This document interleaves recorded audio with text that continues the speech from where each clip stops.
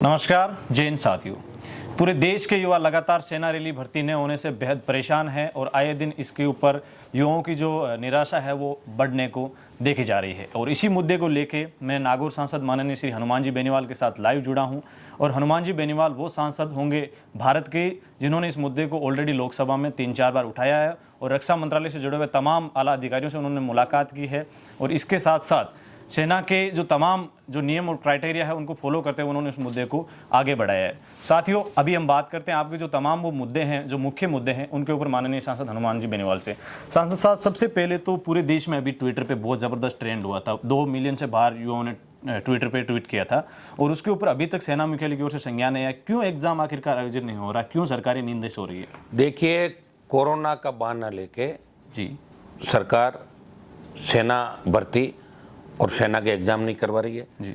इस संबंध में लोकसभा का जो पिछला सत्र था उससे पहला सत्र था।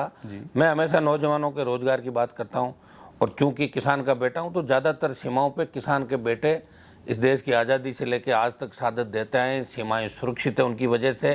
तो हमेशा मैं पैरोकारी करता हूँ कि सेना भर्ती समय पर आयोजित हो।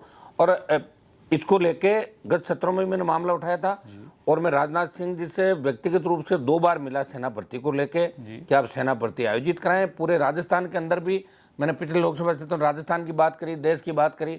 और आज कल परसों जब भी मौका मिलेगा मैं निश्चित रूप से देश में सेना भर्ती जल्दी से जल्दी आयोजित करा के, कई जगह तो ये हालात हैं कि सेना भर्ती के लिए आपने बुला लिया, दौड़ भी करा दी, उनका फिजिकल मेडिकल करा दे, खाली एग्जाम बाकी है। तो ऐसी जगहों पर तो तुरंत एग्जाम कराना चाहिए। जब आप उत्तर प्रदेश में रैलियां कर रहे हो, पंजाब में रैलियां कर रहे हो, राजस्थान में बड़े आयोजन कर रहे हो, उसमें तो कोरोना गाइडलाइन की धज्जियां आप उड़ा रहे हो और सेना भर्ती के नाम पर अगर रोक रहे हो तो बहुत गलत बात है। इसको लेकर पुरजोर तरीके से हम लोग मिलके, और ये नौजवानों का जो मुख्य मुद्दा है, ये बेरोजगारी से जुड़ा मुद्दा, फिर देशभक्ति का जो जज्बा नौजवानों के अंदर, वो सेना के अंदर जाके वो देश की सेवा करना चाहता है, वो मजबूती के साथ ही देश के लिए लड़ना चाहता है।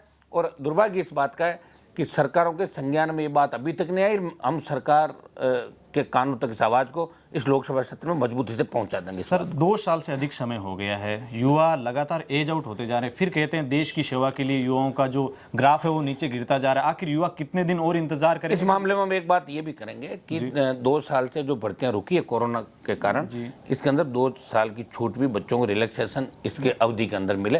इसको पुरजोर तरीके से मैं व्यक्तिगत रूप से भी रक्षा मंत्री जी से मिलूंगा, क्योंकि मैं डिफेंस कमेटी का मेंबर भी था पहले और किसान आंदोलन में मैंने कमेटियां छोड़ दी थी, एनडीए छोड़ दिया था। और लेकिन मैं फिर भी किसान का बेटा होने के नाते प्रयास करूंगा कि मेरे छोटे भाइयों को किसी तरह की तकलीफ नहीं हो। आप आंदोलन कर रहे हैं नौजवान 2 साल से, तो मैं आपको एक ही सलाह दूंगा कि आप आंदोलन लोकतांत्रिक तरीके से करें। आंदोलन अपना अधिकार है लोकतंत्र के अंदर, और हम इसके अंदर आपका साथ देंगे। आपकी आवाज़ लोकसभा के अंदर और सड़कों पर जहाँ आवश्यकता पड़ेगी हर जगह आपकी आवाज़ बन के आपकी वाजिब मांगों को सरकार दबाव बना के मनवाएंगे आप लोग। सर, जो अभी रेलवे के अंदर जो हुआ था, जो युवा है वो सड़कों पर आए थे, लेकिन सेना में इतनी अनुशासन देखा जा रहा है कि युवा सड़कों को छोड़ो लोकतांत्रिक तरीके से आरटीआई फाइल कर रहे हैं, फिर भी सेना मुख्यालय की ओर से कोई जवाब नहीं मिल रहा है। युवा बोल रहे हैं आखिर राजनाथ सिंह जी आखिर कर क्या रहे हैं, उनके कानों तक आवाज इतनी 30 से ज्यादा सांसदों ने सदन के पटल पर ये क्वेश्चन पहुंचा दिया है, फिर भी अभी तक मुख्यालय की ओर से कोई जवाब नहीं आया है। तो ये निराशा अब आपके राजनाथ सिंह जी के और मोदी जी के दोनों कानों में आवाज पहुंचा देंगे जल्दी। आपकी आवाज पहुंच जाएगी जल्दी। जो आप चाहते हो वो काम होगा। सेना भर्ती भी होगी, नियमित रूप से होगी, और कोरोना से भी ईश्वर ने चाहा तो हमें मुक्ति मिलेगी इस बात से। जी सर, बिल्कुल। एक आखिरी क्वेश्चन ये है कि देश के अंदर केवल सेना मुख्यालय का इसमें रोल नहीं होता, स्टेट गवर्नमेंट का बहुत बड़ा रोल होता है, क्योंकि वो परमिशन जारी करती है सेना रैली भर्ती के लिए। अभी तो कोरोना का बहाना है, लेकिन पहले क्या होता था कि कई कलेक्टर अपनी मनमर्जी के आधार पर प्रशासन अनुमति नहीं देते सेना रैली भर्ती के लिए। युवा इस बात से भी डर रहे हैं। आप क्या प्रशासन को संदेश देना चाहिए? आपको अनुमति को लेकर कोई दिक्कत नहीं आएगी। इस देश में, प्रदेश में जहां भी कोई कलेक्टर अनुमति नहीं दे, मुझे फोन कर लेना आप, मैं अनुमति दिलाऊंगा आपको। तो ये थे नागौर सांसद हनुमान जी बेनीवाल, जो युवाओं और जवानों की बात का कोई भी मुद्दा हो, उनको चाहे राजनीतिक गलियारा हो या सांस्कृतिक या मानवीय मूल्यों के आधार पर अगर हल निकालना हो तो सबसे पहले देश की आवाज़ की आगे बन के ये आते हैं। साथियों, आप देख रहे थे एडी आर्मी पॉइंट। अपने मेजबान धनेश को दीजिए इजाजत। मिलते हैं अगली वीडियो के साथ। जय हिंद, जय भारत, धन्यवाद।